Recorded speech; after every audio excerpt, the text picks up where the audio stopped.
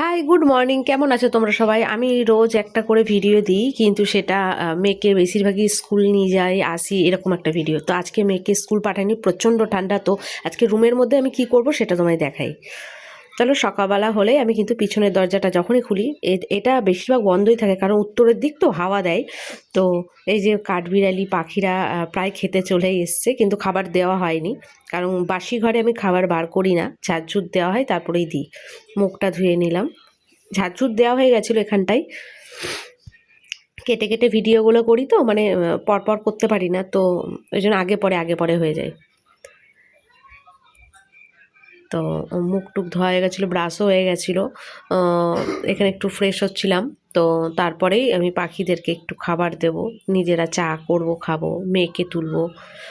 তোমরা দেখতে থাকো ভিডিওটা, আর ভালো লাগলে অবশ্যই লাইক কমেন্ট করে পাশে থাকবে। আর হ্যাঁ, সাবস্ক্রাইব করতে কিন্তু ভুলো না। আমি কিন্তু খুব ছোট্টর মধ্যে ব্লগগুলো দিতে ভালোবাসি, আর তোমরা এইভাবেই পাশে থেকো। খুব ভালো লাগে তোমাদের উৎসাহ পেলে আরও নতুন কিছু দেওয়ার। তো এই দেখো, পাখিদেরকে আমি আজকে ভাত দেবো। আমি রোজ ভাত দিই না, কোনো কোনো সময় খই দিই, চিড়ে দিই, পাউরুটি দিই, ভাতও দিই। আজকে আমি ভাত দেবো। এই দেখো, কাঠবিড়ালি অলরেডি চলে এসছে, দুটো তিনটে আমি দেখলাম। পাখিগুলো এসে তো ডাকে, আর এই দেখো খাচ্ছে পাখি। চলে গেল। আমি যতবার আসে, মানে এক ঝাঁক করে আসে, কিন্তু যখনই আসে ভিডিও করতে যায় না, তখনই চলে যায় ওরা, হয়তো বুঝতে পারে। তো যাই হোক, ওরা চলে এসছে। এদিকে আমি কিন্তু গরম জল বসিয়ে দিলাম, কারণ এখন শীতের সময় তো ঘুম থেকে উঠে একটু গরম জল না খেলে ভালো লাগে না একদম। আমি যদিও 12 মাস খাই, কিন্তু শাশুড়িমা আর হাজব্যান্ড শুধু শীতকালটাই খাই। আর এদিকে দেখো, দেখো কাঠবিড়ালি চলে এসছে। অনেক কটা কাঠবিড়ালি থাকে এই গাছে, তারা কিন্তু এসে খেয়ে যায়। বুঝতে পারছে যে আমি ভিডিও করছি, ওই জন্য বারবার খেতে আসছে আর বারবার চলে যাচ্ছে। পাখিগুলো চলে গেল, আর কাঠবিড়ালিও তাই, আসছে আর যাচ্ছে, আসছে আর যাচ্ছে, মানে বুঝতে পারছে যে কেউ একজন আসছে। এই যে জল ফুটে গেছে, এর মধ্যে একটু ঠান্ডা, এর মধ্যে কিন্তু ঠান্ডা জল মিশিয়েছি, কেউ ভেবো না বড় অত ফুটন্ত জল খাই। মিশিয়ে কিন্তু এই যে প্রথমে শাশুড়ি মাকে দিয়ে দেবো। শাশুড়ি মা উঠে কিন্তু ফ্রেশ হয়ে একটু শুয়েছিল, জাস্ট এমনি ঘুম থেকে উঠেই কিন্তু জল খায় না, কারণ উনি উঠে ব্রাশ ট্রাশ করে তারপরে ফ্রেশ হয়ে তারপরে শুয়েছিল। খুব ঠান্ডা তো আমাদের এদিকে। আর এই যে এটা খেলো, কি বলো তো, এটা কিন্তু মেথি গুঁড়ো। মা রোজ সকালে মেথি গুঁড়ো খায়, মানে 1 চামচ মেথি গুঁড়ো জল দিয়ে খেয়ে নেয়, যেহেতু সুগার আছে, কন্ট্রোলে রাখে, যেটা শুনেছি আমি।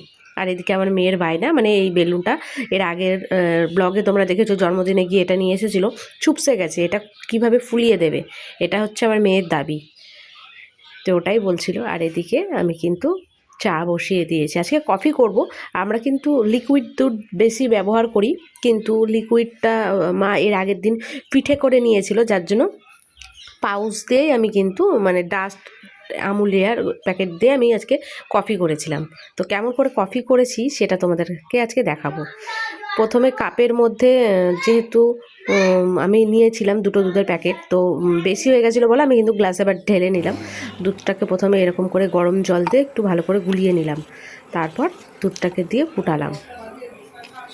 তো দুধটা দেখো ফুটে গেল। আর কফিটা কিন্তু এভাবেই দিতে হয়, কফি দিয়ে বেশিক্ষণ ফুটাতে হয় না, এটা আমি শাশুড়ি মায়ের কাছ থেকে শিখেছি। এরপর কফিটা তৈরি হয়ে গেল, কফিটা ঢেলে আমরা 3জন খেয়ে নেব। তো আজকে মেয়ের দাবি একটু মেয়ে খাবে চা। মেয়ে তো কফি টফি বোঝে না, তো ওর জন্য একটা ছোটো কাপ আছে, যেন একটুখানি দিলেই অনেকটা লাগে, ওইটাতে ওকে দিয়েছি। তো যাই হোক, বাই, আজকের মতো এখানে শেষ করলাম। নেক্সট কোনো ভিডিওতে আবার দেখা হবে। আর হ্যাঁ, আমার ভিডিওগুলো তোমাদের কেমন লাগে অবশ্যই জানিও। জানি খুব একটা ভালো করি না, তবু চেষ্টা করো।